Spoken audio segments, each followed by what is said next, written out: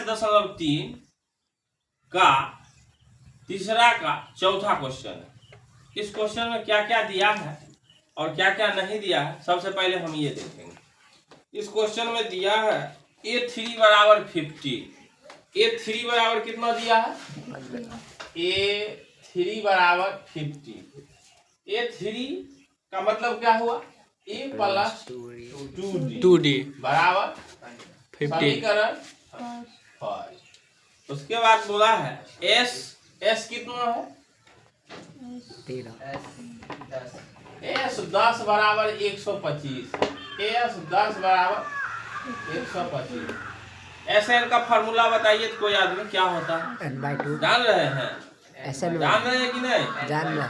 हाँ, n/2 into 2a plus n-1 into d, यही formula होता है। बराबर 125। अब बताइए n का वैल्यू यहाँ कितना है? 10। n का वैल्यू कितना है? 10 है। s के बदला s और n का वैल्यू कितना है? 10।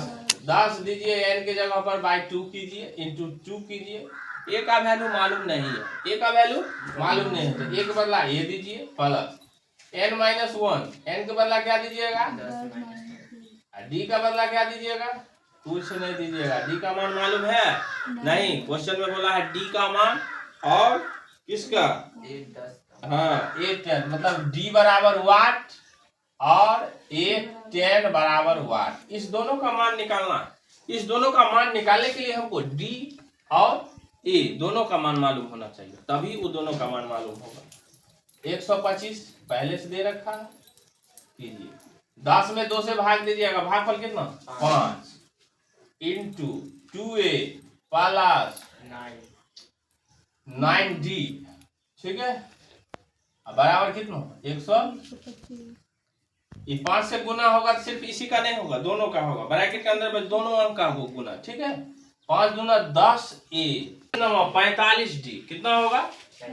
45d बराबर कितना? 125। ये हुआ आपका समीकरण सेकेंड। अब आ जाइए दो चर वाले रैखिक समीकरण में। दो चर वाले रैखिक इसमें दो चर है ना, एक a है और d है। इसमें भी एक a है और d है। अब बताइए ये 10a है, ये a है, ये 2d है, ये 45d है। अब दोनों में से कोई बराबर है ही नहीं, जोड़ेंगे तब भी नहीं कोई एक कैंसिल होगा, घटाएंगे तब भी नहीं। तो क्या करेंगे? इसको बराबर करने के लिए, इस दोनों को बराबर करने के लिए कुछ तो करेंगे।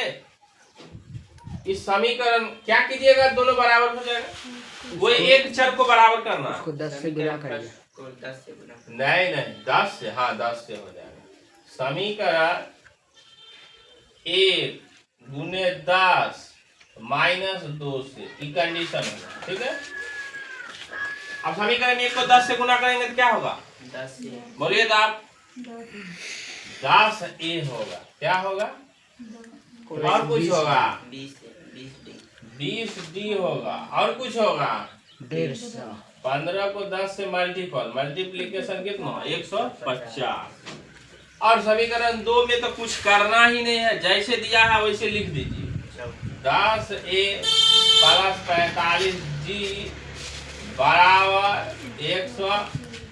बताइए घटा रहे हैं कि जोड़ रहे हैं? घटा रहे हैं। चिन्ह बदलिए, घटाओ में चिन्ह बदलता है। 10a में से 10a गया 0, मतलब कुछ नहीं। 20d में से 45d जाएगा, कितना होगा? -25। -25d होगा। कितना होगा? -25d। और 150 में से 125 चला जाएगा तो 25 बचेगा। इधर गुणा में इधर आएगा भाग में, d बराबर क्या होगा? 25 बट्टा -25। d बराबर क्या आया? -1। कितना आया? -1। अब g का मान पूछ रहा था, इसलिए d बराबर कितना? -1। एक आंसर तो निकल गया, लेकिन एक आंसर अभी बाकी है। एक आंसर निकालने के लिए आप g से केवल इसमें d A10 बराबर क्या होता है?